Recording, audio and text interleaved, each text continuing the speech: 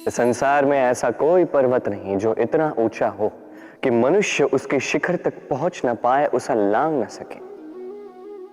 इस संसार में ऐसा कोई सागर नहीं जो इतना गहरा हो कि मनुष्य उसके तले को छूकर पुनः लौट कर आ न सके। एक छोटी सी बूंद पर्वत के शिखर पर पिघल कर बहने लगती है और देखते ही देखते वो महानदी गंगा में परिवर्तित हो जाती है। कारण क्या है? कारण है प्रयास, प्रारब्ध नहीं। ये प्रयास ही निश्चित करते हैं आपका प्रारब्ध क्या होगा। ये सारा खेल प्रयास और प्रारब्ध का ही है। आपके जैसे प्रयास होंगे वैसा प्रारब्ध आपका होगा। और यदि आपके ये प्रयास ऊंचे हो तो प्रारब्ध को तो आपके समक्ष झुकना ही है। क्यों? कई बार मनुष्य अतीत को देखता है, आज अहंकार में भर जाता है। कभी वर्तमान को देखता है, भविष्य के विषय में सोचता है, मद में चूर हो जाता है। क्यों नहीं समझ पाता एक सरल सी बात? ये सृष्टि जो है, ये सृष्टि एक चक्र है जो बार बार आपको दोहराएगी, कठिन से कठिन परीक्षाओं पे आपको उतारेगी, जिस पर आपको उत्तीर्ण होना ही है। जो कल था वो आज नहीं है, ये सभी को ज्ञात है। जो आज है वो कदाचित कल नहीं होगा, ये भी आपको मानना होगा। एक मुस्कुराहट के साथ आपको शांत रहना है और कभी भी इस मन में अहंकार उत्पन्न होने नहीं देना है। बनिए उस हिमखंड की भांति। कदाचित वो इसलिए इतना ठंडा रहता है क्योंकि उसे ज्ञात है वो कल जल के रूप में था, आज बर्फ के रूप में तो है, किंतु कल पुनः वो जल के रूप में ही जाएगा। स्वयं को शांत रखें।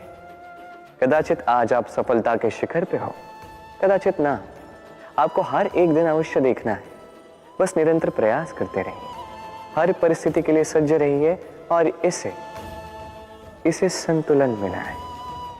आपका कल हो आज या कल, आपके अच्छे दिन हो या बुरे दिन, सब पवित्र हो जाएंगे।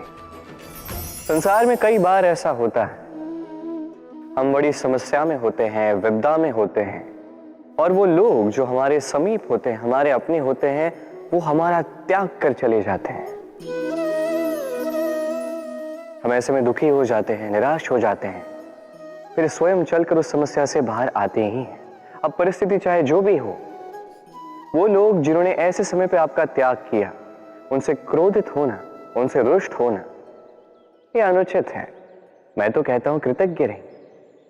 मैं तो कहता हूं उन्हें धन्यवाद कहिए कि उन्होंने ऐसे समय पे आपका साथ छोड़ा जब आपको उनकी सबसे अधिक आवश्यकता थी। क्योंकि या तो उनको विश्वास था कि आप स्वयं इस विपदा से बाहर चलकर आएंगे, या तो उनके त्याग के कारण आपने स्वयं का प्रोत्साहन बढ़ाया, स्वयं की शक्ति बढ़ाई और स्वयं उस आग से चलकर बाहर आए। अपने बुरे समय को आपने अपना अच्छा समय बनाया। अंत में आप और शक्तिशाली हो जाते हैं और श्रेष्ठ हो जाते हैं। और यही तो आपकी विजय है, जिसका कारण है उनका साथ छोड़ना। तो उन्हें धन्यवाद कहिए। धन किसी के लिए मोह है तो किसी के लिए मान, किसी के लिए भाग्य है तो किसी के लिए कर्मों की इच्छा है। देखा जाए तो ये धन कहीं ना कहीं मनुष्य के लिए अत्यंत आवश्यक भी है, और इसलिए मनुष्य जो है अपना समस्त जीवन व्यतीत करता है इस धन को अर्जित करने। अनेक मनुष्य ऐसे भी होते हैं जिनका समस्त जीवन इसी धन में बीत जाता है। हर एक मनुष्य प्रयास करता है कि वो धनी बने, अधिक से अधिक धन अर्जित कर सके, संपन्न बना रहे। और ऐसा क्यों ना? क्योंकि यही एक वस्तु है जो आदान प्रदान व्यवहार में काम आती है। प्रयास हर मनुष्य करता है, धन अर्जित हर मनुष्य नहीं कर पाता।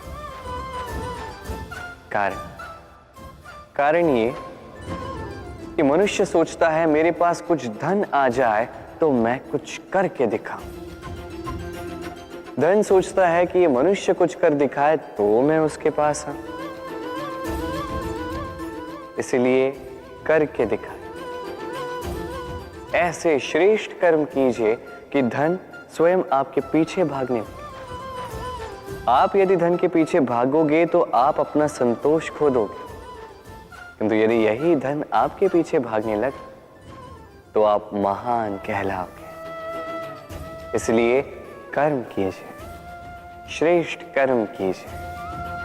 ये धन तो फल स्वरूप आपके पीछे आएगा ही आएगा। जीवन क्या है ये जीवन?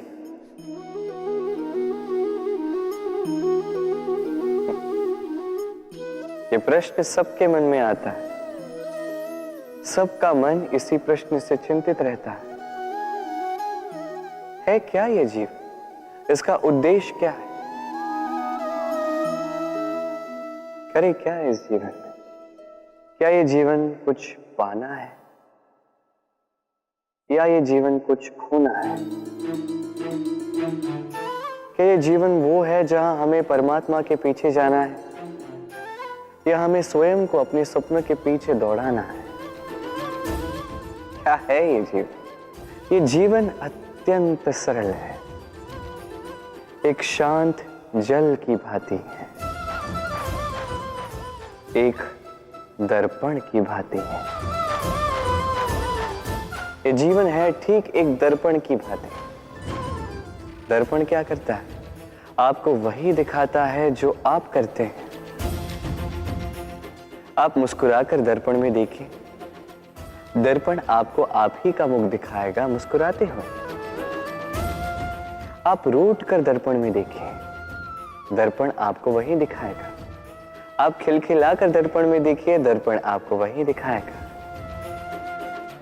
यही है जीवन, एक दर्पण की भांति।